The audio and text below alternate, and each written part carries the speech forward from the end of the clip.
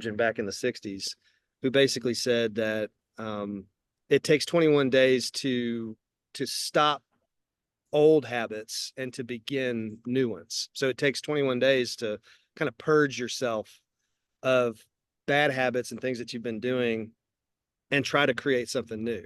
And so this first 21 days was exactly that. I think it was very revealing to me. It was revealing to everybody else that was doing this about how far we have to go in and disciplining ourselves to do the kinds of activities that it takes to be able to successfully build a solid foundation of relationships and business. And so that was kind of what came out of this. And it's been great. I mean, we've had some really great stories and had some really great conversations with people all along the way. And so we're just kind of getting this thing started. And so as we did this, I wanted to invite you into this conversation because first of all, you're my friend. This is a FriendMaker challenge. And so what better person to bring into it than somebody who's a friend of mine? And for those of you that don't know who Meghan is, Meghan, we have actually several friends that we kind of do vacation together. We do a lot of life together. And so one of the great things about having a community of friends is that you have so many different personalities that you get to know over time.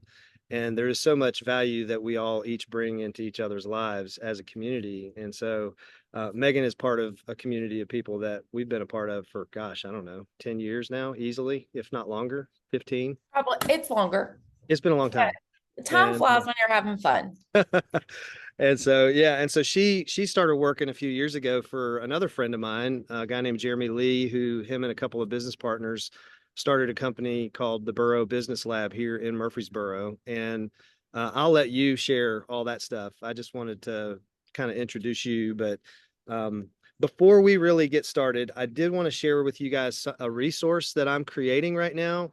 So as you look at the next 21 day challenge, I want to share this resource with you guys so you can kind of see something that I'm working on for you. And people, when we start things like this, people go, okay, well, what's he trying to sell? Well, this would be what I'm trying to sell. I'm trying to create some resources that'll go along with the 21 day challenge that might help you to better, hold on a second, let me try a different share. This resource that I've created.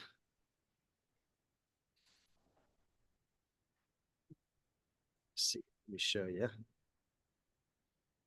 Here it is. So there's a tracker that you guys can download, which y'all probably saw before. It looked kind of like this, where you have this tracker. Wasn't quite as pretty as this one, but you can download this free PDF tracker.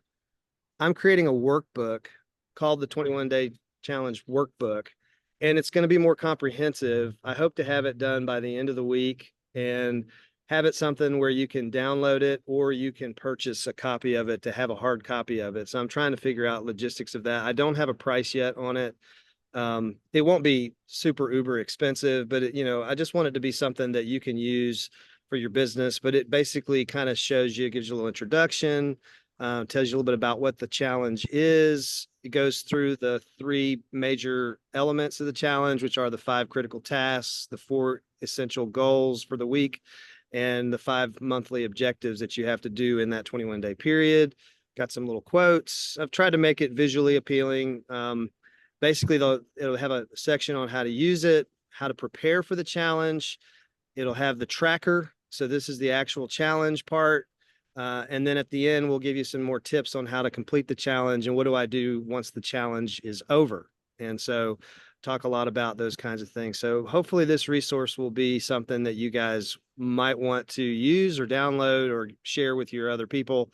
Again, it's pretty comprehensive. I even give you in here 5 scripts for how to talk to people, which I think will be really helpful. It's part of one of my coaching classes that I did last year for some different brokerages about how to talk to people. There's different conversations that we can have with people. So there's the reconnect conversation where you haven't talked to somebody in a long time and you're just apologizing for not calling them because they've been in your phone for 5 years and you haven't talked to them. And now all of a sudden you're calling them and it makes you look like the guy who's trying to sell somebody something.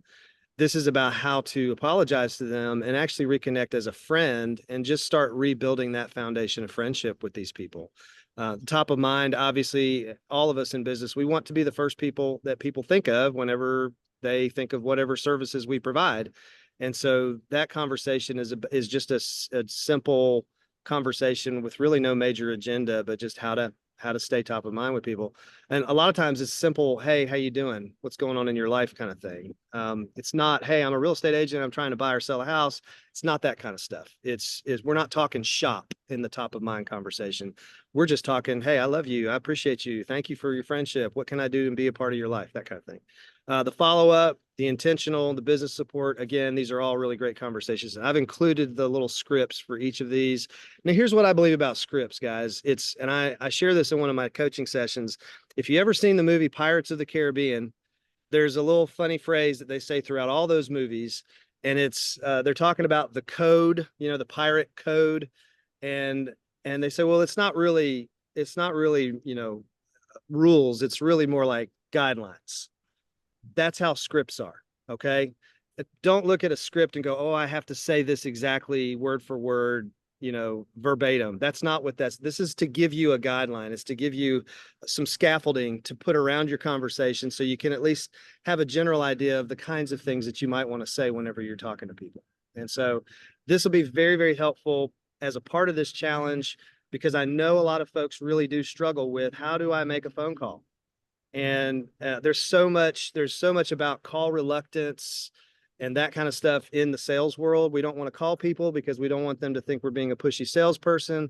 We don't want to be rejected, that kind of thing. And guys, this is about helping you figure out how to become friendly and a friend to people so that they don't think that you're that kind of a person. And so anyway, that's the resource.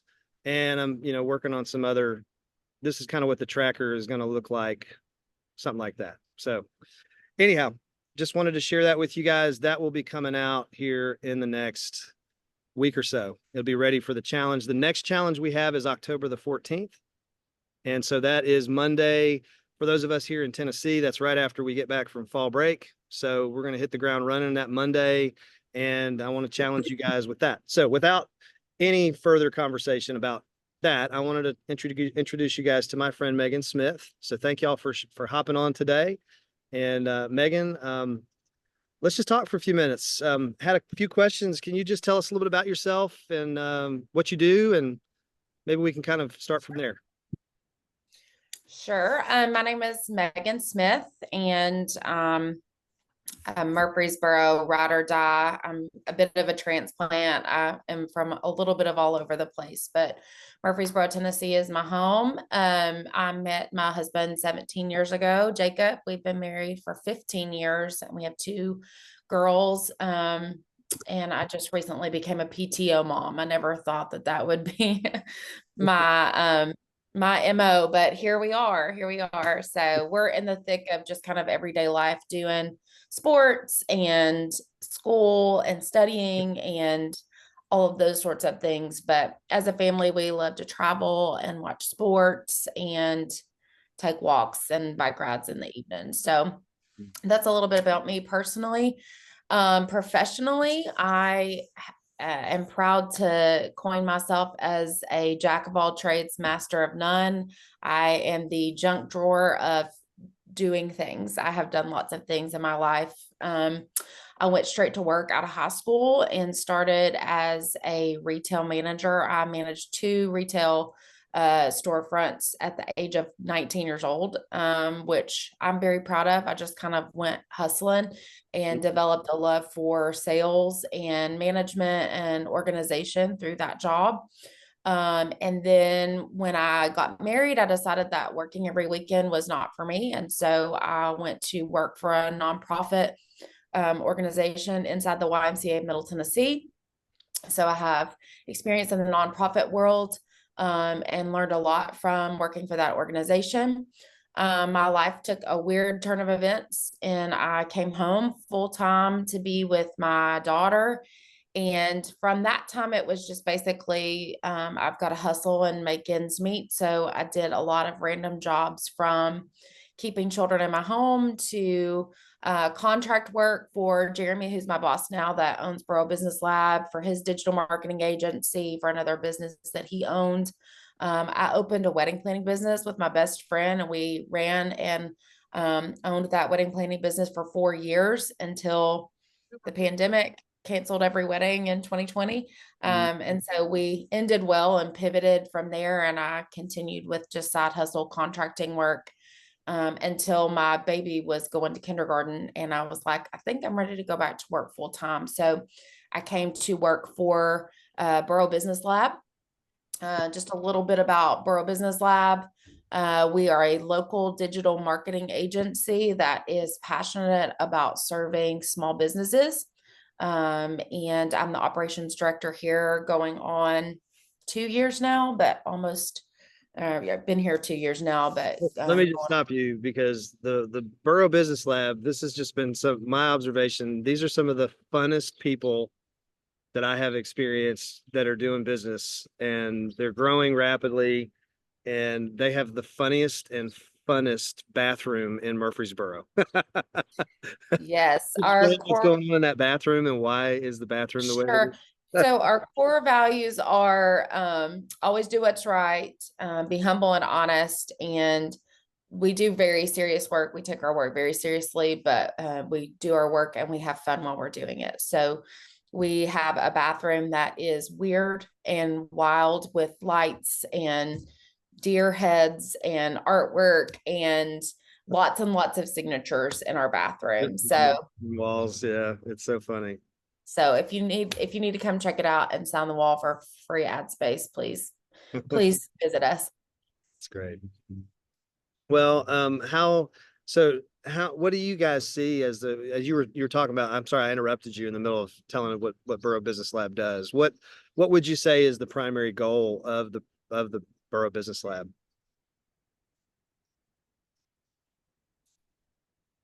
So we want to practically help businesses become visible online. And this is based on a 7-step formula, and you can take it a step at a time. And we put those in order of practicality. And as you become more visible online, you will get more customers. It is just the nature of the game. So that's what we help do for people, from Google to websites to social media to email marketing, paid ads, and search engine optimization. So different platforms, and helping people become visible online. Do you guys expand outside of the state of Tennessee? Will you serve people that are outside of this region, or? We do. Our goal, though, is to serve a local business, meaning you don't want to brand yourself nationally or sell a product or service nationally. As long as you are serving a local service area, then yes, you are a qualifier. How many businesses are you guys currently serving?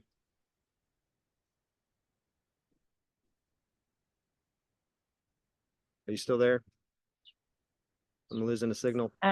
We just crested 3. Can you hear me? Yep, I can hear you. Hola. Yep, got an unstable in here for some reason. Okay. Hopefully we're good now, I think. Okay, go ahead. Can you hear me? No. Yeah, I just said 3. We have 325 clients that we're currently serving. Awesome. And are there any common challenges that you're finding with businesses when it comes to lead generation that you see across industries? Sure. So one thing that we come up against whenever it comes to our pitch, if you will, for lack of a better way of saying it, is that people think an online presence equals leads.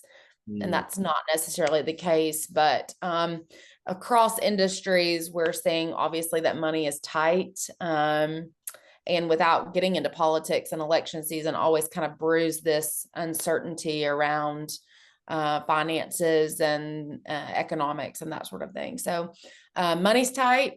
Lack of consistent networking is always an issue. We talk to people. We have 7 steps of being visible online, but we always talk to people about what step 0 is, and that is networking.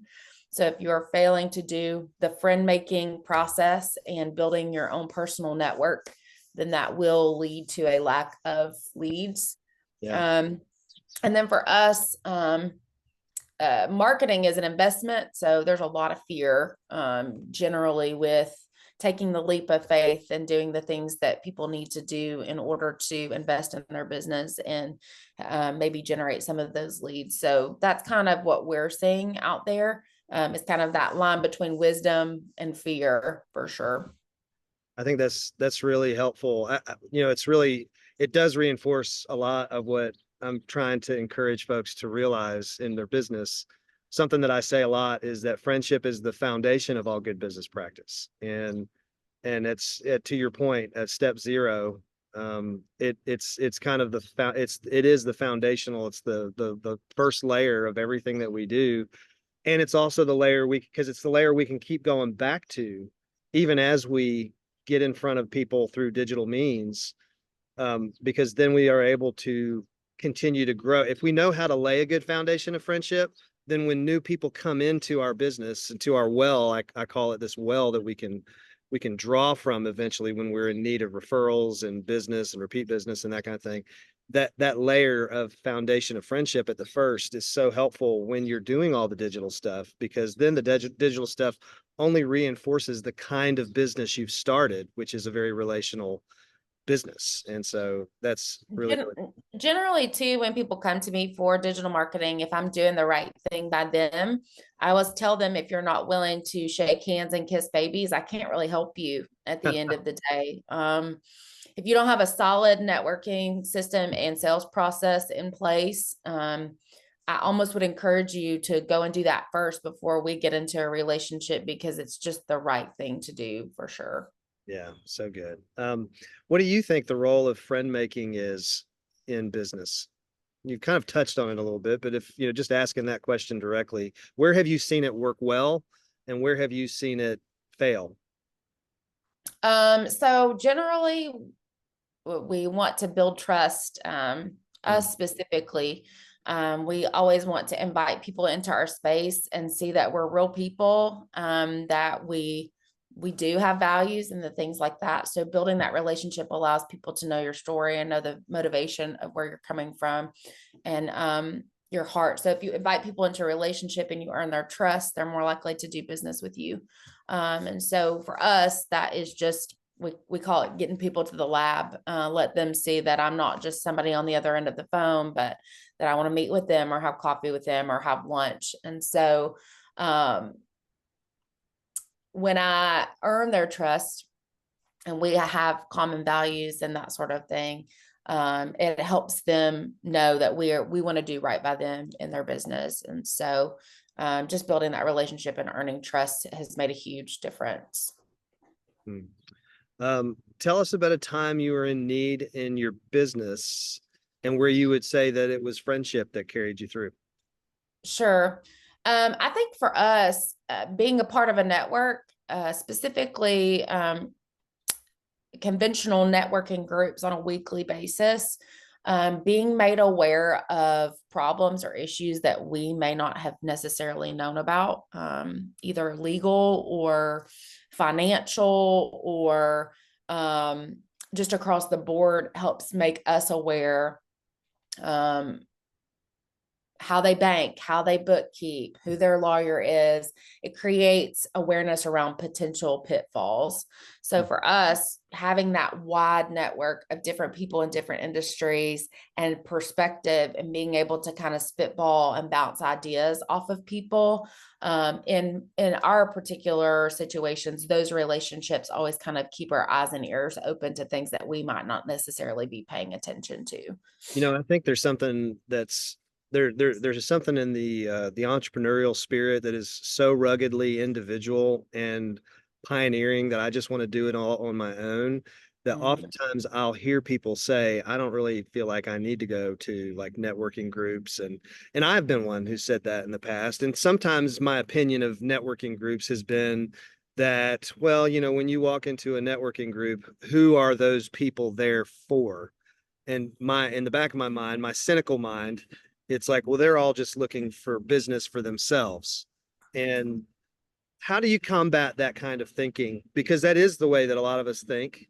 But what would you say to maybe to challenge that kind of thinking?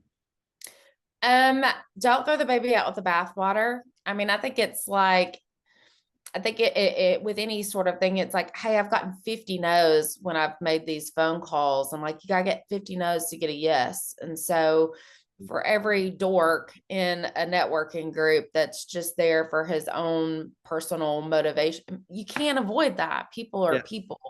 Mhm. And so in my opinion, it's like, you're only responsible for your actions and your motivations. And everywhere you go, it doesn't matter if it's a networking group or lunch or whatever, you're going to find people with bad motivation and with crummy practice. And so you don't know who you're going to meet, and you don't know who they might connect you with for the next relationship or lead or whatever. And so I think what you're saying, that kind of top of mind, that consistency, like always showing up, regardless of whether or not it's your vibe or your cup of tea.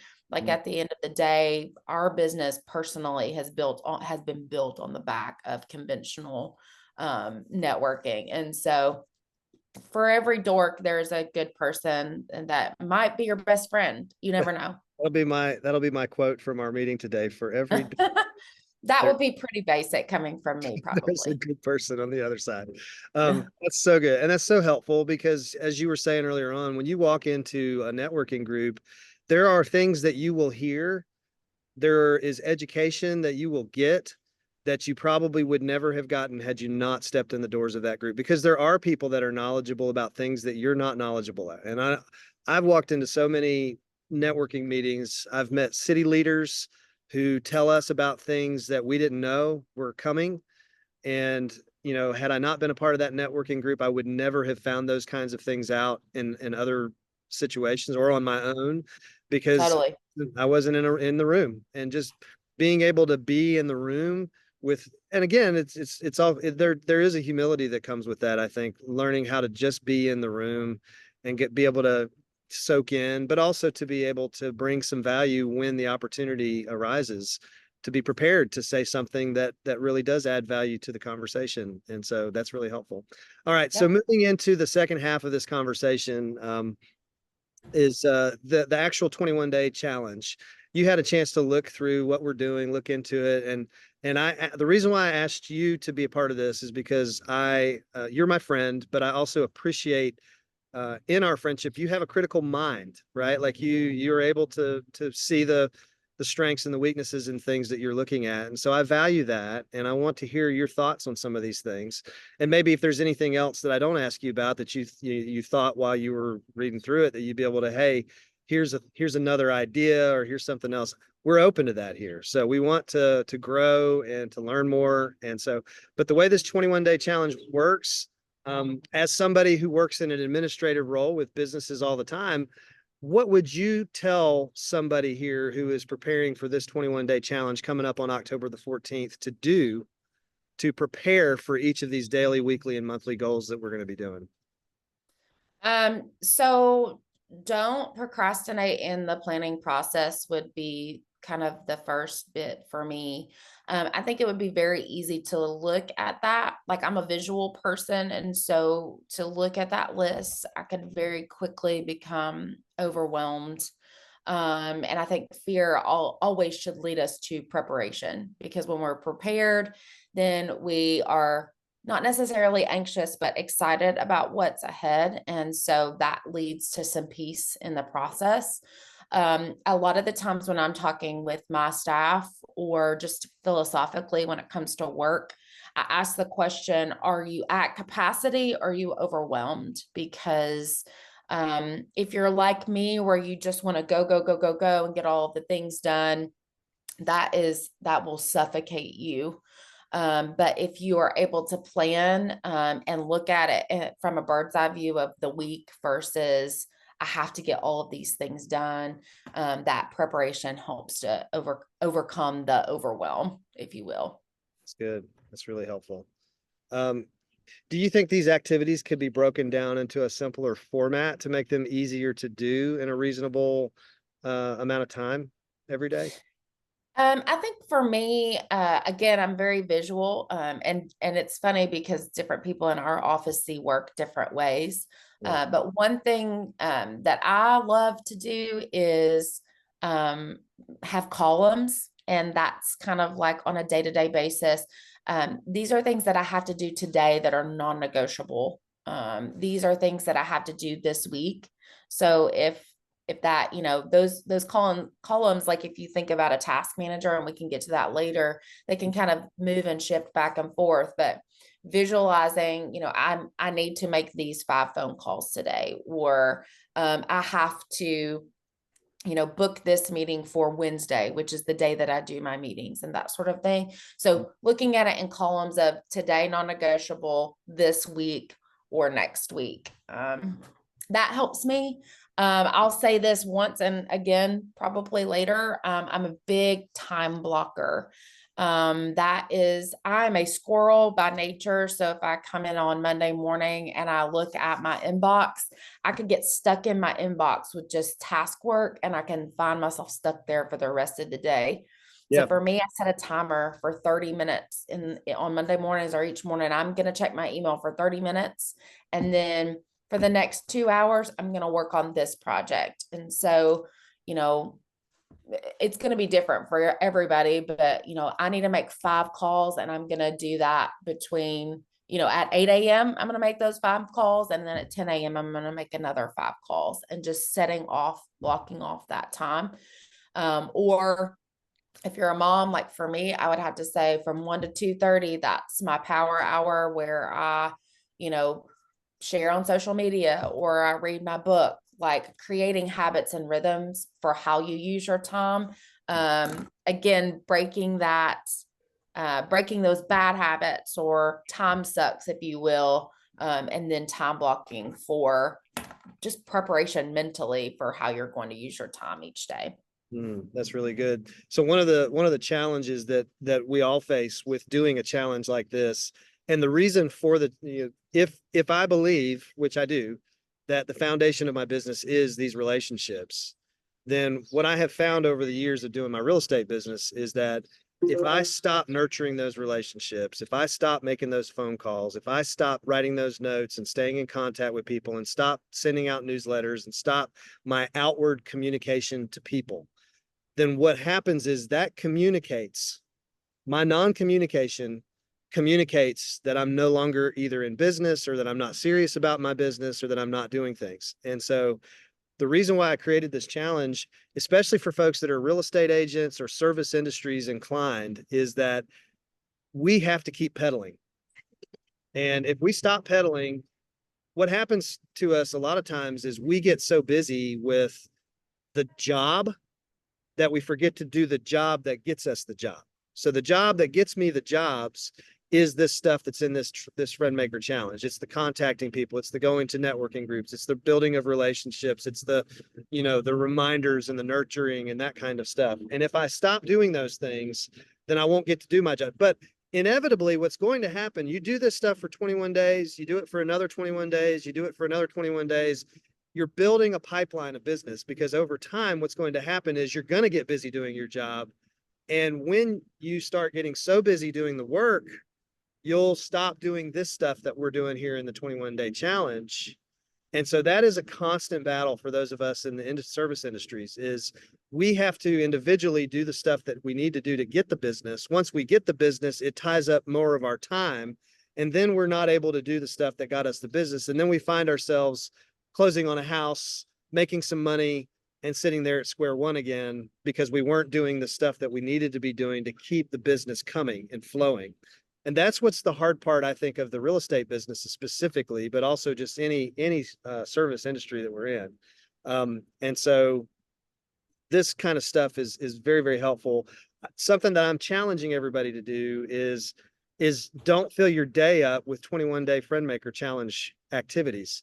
If you're brand new and you don't have any business to do, then by all means, spend 8 hours a day doing this, triple the activities, do it all until you get a client.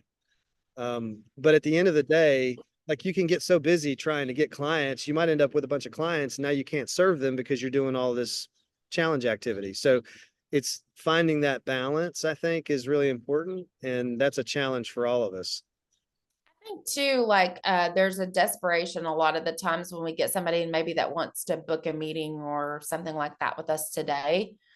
And that sense of urgency or like whatever can cloud our mind from the things that we still have to do today. And so thinking about those terms in not a desperate sort of way, like I can book that meeting tomorrow, or I can book that meeting on Thursday, or what have you. So not like forsaking the regular rhythm of your day in desperation to meet with a new client. They can wait until another day and it will be okay. Mhm. So in my mind, not forsaking that regular rhythm of making the phone calls and the things of the challenge, and the balance of not just, oh, I got to do the challenge stuff. I can't take this meeting today. Like really kind of getting a sense of what your body and your mind and your spirit's telling you to do in that moment. And just determining for yourself what is and is not non-negotiable for today. Mm. What do you think about what do you think about these tasks, goals, and objectives? I'm asking you personally, just having seen it. What do you think of these personally and from professionally? And is there a way to think about these things that can make them feel less overwhelming or daunting? I think honestly, I think that you have to almost change your mindset from everything is fun all of the time to adopting a mindset of discipline. Mm. I think that oftentimes um, we wake up every day and go, everything's a dream. This is my dream job. I love doing this work every day. And that's just not always the case. And so, a lot of times people come to me and they're like, I want digital marketing. I'm like, okay, are you ready to do the diet and exercise of digital marketing? Like the not so sexy side of things. Mm. There are all things that we have to do that are not just like our favorite thing to do, but finding a way to make it fun, or thinking about the questions that you want to ask a friend that you've not connected with in a while, like really being intentional, and going, I might not have the best attitude today, but like this is just a discipline. These are the things that I need to be doing. I'm going to find a way to like make it great. I'm going to listen to some good music and that sort of thing. Organizing, doing the practical things, looking at your calendar over the weekend or on Sunday night, preparing yourself for the week mentally, and then going into it with I'm going to do these things, but I'm going to do these things with a positive attitude, and just like checking off the list, just doing the thing, getting yourself into a rhythm. So not having a negative Nancy attitude about it, and just like associating some of these things with just discipline in the way that we practice You, our you work. you answered, I think you answered the next question, which was, I think, why do you think people either succeed or fail in challenges like these? And I think the answer to that question is discipline. Yeah. I think the other thing is it's lonely. I think specifically the business that you are in as a real estate agent tends to be like super competitive or lonely or what have you. And there's so many real estate agents. There's so many people that do mortgages. There's so many people that do insurance and that sort of thing. But I think that a lack of connection, and co-working, like accountability, those things, um, check-ins weekly are great, but almost going and sitting in a space with other people that are doing the same type of work that you're doing and being able to just connect and empathize on the workload. I think that is a huge reason why I can go it alone. I can do it by myself. Hmm. When you have friends in the industry that can understand you, but the nature of the work is so isolating sometimes. So I think loneliness is a huge factor. Do you guys have a cause and effect, reaping rewards kind of thing with goals and stuff within your office? Do y'all do any kind of challenges or anything like that where you go, hey, we do this by this, and then we get to go do this as a reward for this or celebrating this? Yeah, and I think that it's a huge drive. We and it's the accountability portion. Yeah. So we do a weekly staff meeting on Wednesdays, and maybe February we were like barely, like we were churning and getting new clients and churning, but we were ready to hit that 300 mark. And so we put in a challenge for a reward for whoever got, the like there we had a hat And it was like, for every new client you get, your name gets thrown into the hat. And so at the end, we were able to pull out of the hat and go to lunch and like celebrate when we got that 300th client. But it's all about, hey, who are you talking to this week? Like, have you followed up? It's about the accountability portion of it. So we do Do, that. We do do a you guys challenge like do you guys pay any penalties if you don't reach your goals? that. We don't. I'm just curious. I love that question though. Other than just like office shaming and being the butt of the jokes That's so true. in the most fun way. Yeah, because I've heard, like, I know Chris and I have talked about, my friend Chris. We've talked about this in his office, that they'll do challenges and then there will be accountability, and if they don't, they have to pay $1 to a pot or something like that, and they've got 30 days, and you know, I mean, it could be anything, right? You know, you got to do 18 push-ups a day. I don't know, if you don't Yeah. do 18 push-ups today, come in and bring $1 and put it in the pot, and everybody will go out to dinner at the end. Yeah. I think having something like that might be a good way for this challenge to, you know, for you and your accountability partner within this challenge, wherever you're at, to keep each other accountable. Okay, if I don't do these activities today, then I owe whatever, you know, make that up. Yeah. Yeah. All right. So people are going to start this challenge. They're going to fall off the wagon. It's not a matter of if, but when. What can we do to overcome the feeling of failure that we're bound to feel during this challenge? I think for me, I'm an all or nothing type of gal. And if I can't do it perfect and all the way and put it in a box with a pretty bow, then I'm like, I might as well just chuck it. Like, I ate a half a gallon of ice cream last night. I'm going to put my diet in the toilet tomorrow. Forget it. And I think that just having the mindset of like, I'm not going to flush it down the toilet if it's not perfect. And just the age old adage, get back on the horse, like get up the next day. Like, there are new mercies for tomorrow, and life happens, and you get sidetracked by a million other little things, and you didn't block your time well, or you weren't disciplined with your, like, decide tomorrow you're gonna put on some gangster rap and go twice as hard and just punch it in the face. Like, don't throw it all in the trash. Just double down if you have a bad day. That's how I feel about it.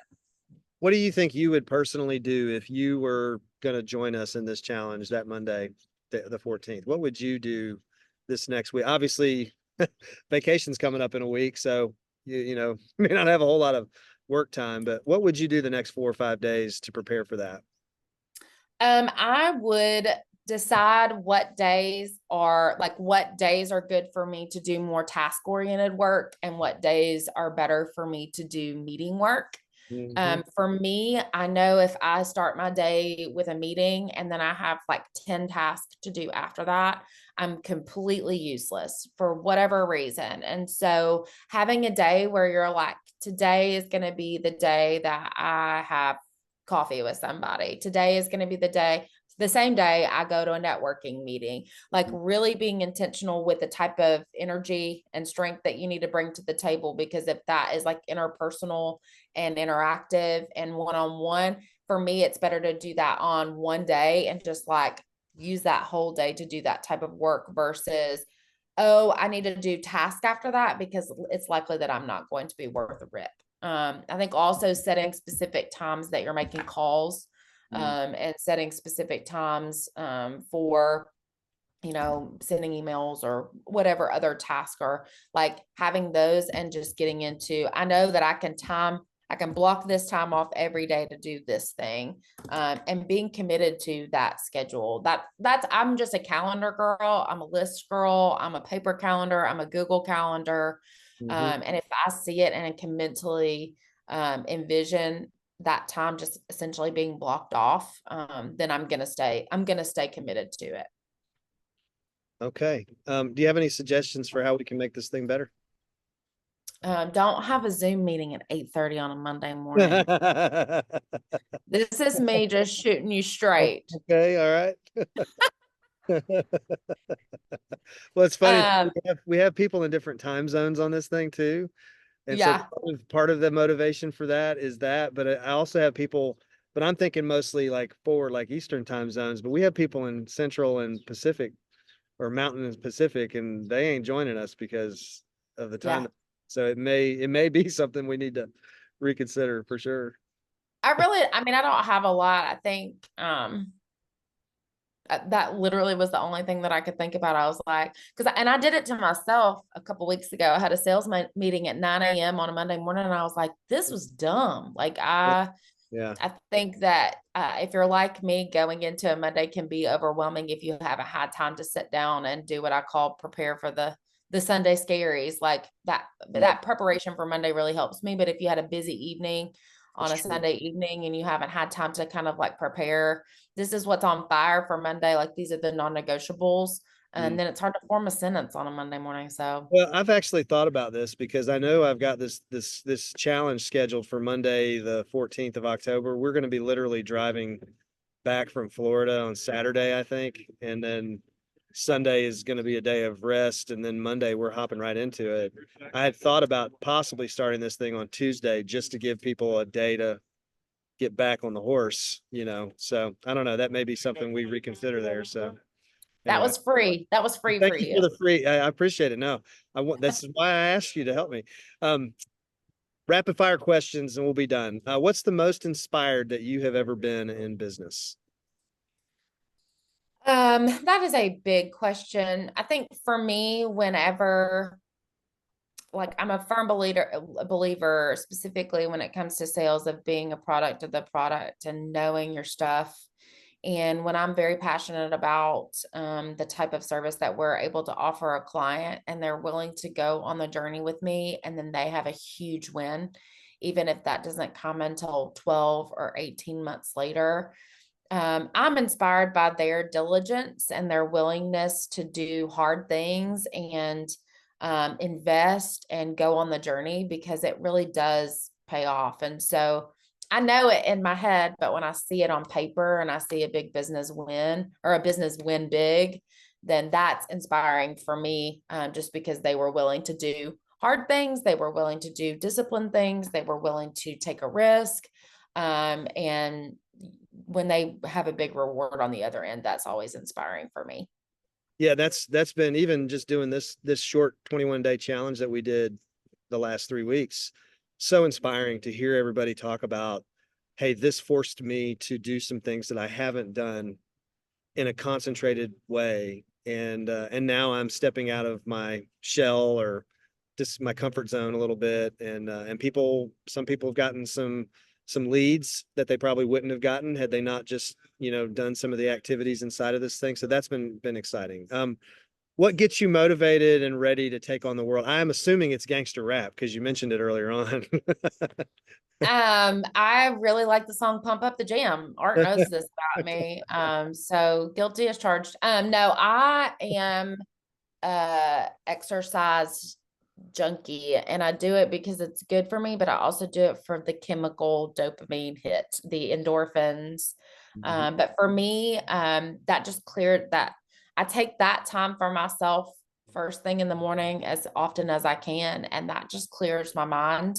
Um, Gets my blood flowing and the brain fog gone and the sleep wears off quicker that way. So that helps me a lot.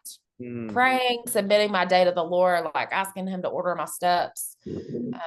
That kind of, if you're a spiritual person or a person of faith, like being able to release control in that way and say, like, whatever you have for me today, maybe plans be darned. Let me do those things and let me do them well. So that's what helps me. That and pump up the gym. That's awesome. How do you win the day? I get up before everybody else. If somebody wakes me up, or that is one thing about my day generally that I can control, and it's not necessarily unhealthy. But if I wake up and waking up at 4 a.m. is my choice and I'm able to accomplish that, I feel like I'm less ugly. If somebody wakes me up, I'm just ticked off. if you determine how I start my day, I'm ticked off. And so I adopted I think it was because of Atomic Habits, that book. I adopted the habit of getting up an hour earlier than what I was prior. And I am tired at 8:30, but I also win because I get to start my day the way that I want to. That's really good. Well, Meghan, thank you so much for giving us some of your experience and your wisdom and your friendship, sharing your friendship with us today. Um, can we take a couple minutes and offer some FAQ, some Q&A? Sure, I'll do my best. Okay. I hope I made sense at 8:30 on a Monday morning. I feel like you did good. Yeah, no, it was great. It was really, really great. No, seriously, it was really very helpful stuff. So thank you for all of that today. Does anybody have any questions you'd like to share? And if you do, just say your name and so that way so Meghan can know or everybody else can know who you are. And anybody want to share questions or? Hey, good morning. Good morning, Meghan. It's Brandon. One question, when you were talking about networking groups, so don't before I can help you, are you out with your networking groups? Do you have kind of an ABCs of what to be looking for in networking groups, type of events? What's just your kind of quick guide to making sure that we're plugging into the right networking groups? I would say it is not one size fits all. So, I will go ahead and plug our specific business is in B&I. We have a seat in almost every chapter in the Middle Tennessee area. I would say accountability is a big thing, like requiring education, requiring one-to-one meetings. Again, that can kind of just double down on this challenge that you guys are doing, because in that type of networking group, it is required that you have a one-to-one meeting, and it's with a different industry, usually every week. So I would look for a good accountability, like look for places where they're taking role and they want to see you on a weekly, or they want to see you on a monthly basis, or there's somebody that's going to call you if you're not there. To me, that just shows the value in, we notice that you're not here, you bring value. Also, investing, that keeps you accountable too. A lot of them require a fee, which sucks because there's fees everywhere. But if you haven't invested any money, you're not likely going to remain committed. And so at the end of the day, it is what it is. But we've built our business on it. Now, the flip side of that is Tree of Trust. I hated B&I. I went to B&I and I hated it. I thought it was terrible. And so I just started my own networking thing. And so I host an event once quarterly. It's for females that are in business and leadership here in the Middle Tennessee area, because I'm a mom, I'm working full time, and I don't need one more requirement over my head. And I want to do it in a way that's fun. There are different types of networking events, be it weekly or monthly. And I would just remember that it's not one size fits all. So if you go to one and it sucks and you hate it, try something else. Thank you, Meghan. Appreciate it. Yeah. Hopefully that was helpful. Yeah. Thank you. Anybody else? Hi, I am Janice White, and I would like to make a comment. Thank you, Meghan. That was very informative, but I have to agree with you on the Monday. Monday is the busiest day. You could hardly remember your name, So I think any day other than Monday would be more comfortable, and you would have more input with more intelligent minds. So one thing I did this weekend, as a matter of fact, I started from Friday. So I sent out a question to my social media. When you purchase your first home, what was the most challenging in the process? And I got some really, really interesting answers. And then based on the answers, I realized how much more work we have to do.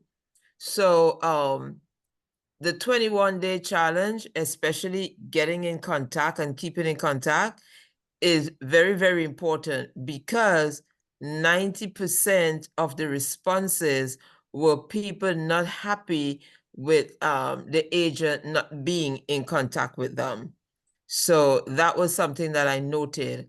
And Meghan had mentioned something, and the trust factor is very important. So when you have that first interview or first, contact with that client, you have to set expectations so they know what to expect during the transactions, so they don't have that mistrust, and let your word be your bond. I would say like 80% had that mistrust issue. So I just wanted to kind of share that. And I think I would do it again because I learn a lot, and I learn, how to adjust based on those responses. So I just wanted to share that. Thank you, Janice. That was so amazing. I love it when you share. I think it's your accent. It must be your accent that's just so but no, the wisdom there is so good. I appreciate that. Is there anybody else who would like to ask a question before we close it off today? I don't actually have a question. I have a testimonial. So I worked with Megan and Boro Business Labs when we did a complete overhaul of our website. And while the website, it has not changed how we fundamentally do ministry. It's not changed the work that we do as a nonprofit. It's helped us we really thought through who are our stakeholders. So who does the website need to be for? And then they really helped us craft something that works not just for it works for our volunteers. It works for the parents and children that we serve. It works for people who don't know who we are and want to know. It works for our team leaders. It works for our donors. And so they really helped us think through that. And I was so thankful for their team, because I would write down, okay, hey, I want you guys to, this is what I want, this, and this. And then they would do it. And then I would go, yeah, that's what I said, but that's not what I meant. I actually really wanted this. And so they were they were wonderful to work with. And I feel like we have a website now that it's beautiful, but it's also very functional. And we didn't have to sacrifice form, for function or function for form. We got something, we got both, and we got a great group of people to work with, and they're very responsive. And so, if you're not working with somebody who is really helping you have a good, like a clean website, a functional website, I can't recommend them highly enough. I thought that was you, but I was like, how many Joy Evans are there? And I was like, maybe she's in another state. I didn't want to make a big stink out of it. So good to see you. It's me.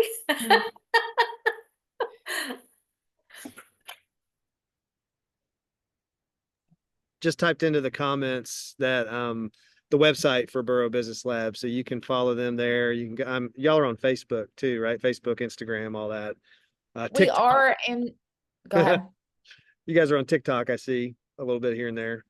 I'm not in charge of that. That is, I will say though too, like if you are a female, no offense to the males, and you need a place to kind of dip your toe in the water of networking. Our next, it's Ladies of the Lab. We have a podcast and we have a networking group, and it's a different group. It's kind of a revolving door. We have a group of regulars. We kind of laugh. It's like a sorority. I was never in a sorority, but it's kind of like that. Where we have a group of regulars that are at every event, and it's only once a quarter. And I've made so many great connections at that event. And we just had our last one, or the last one we had was actually last Monday or last Tuesday. And a lady said it was the most comfortable she had been in a networking group, a lot of first timers. But if you're just looking for an easy way to kind of get yourself into that rhythm, I would love to have you at my networking event. Yes. Well, thank you, Megan. We really appreciate you coming on today and just sharing your stuff. And it's been a great conversation. I think as we prepare, I will be looking at a new time for our Zoom, because I really do. I love that feedback, guys, because if anything that we can do to really make this a better experience for everybody, that's really important to me. And also I want to maximize the amount of availability of time for people to be able to come and see this and be a part of it, because I do think this has a lot of potential to really change a lot of folks' businesses. And but thank you guys for following. Thanks for being with me at 8:30 on a Monday morning. And guys, good luck this week. Y'all go after it. Those of us in Tennessee that are in Middle Tennessee, we're prepping for our fall break time. So this is kind of crunch time just to get the last few things tied up this week. And so, so just get out there, do your work, and of course, as always, keep making friends.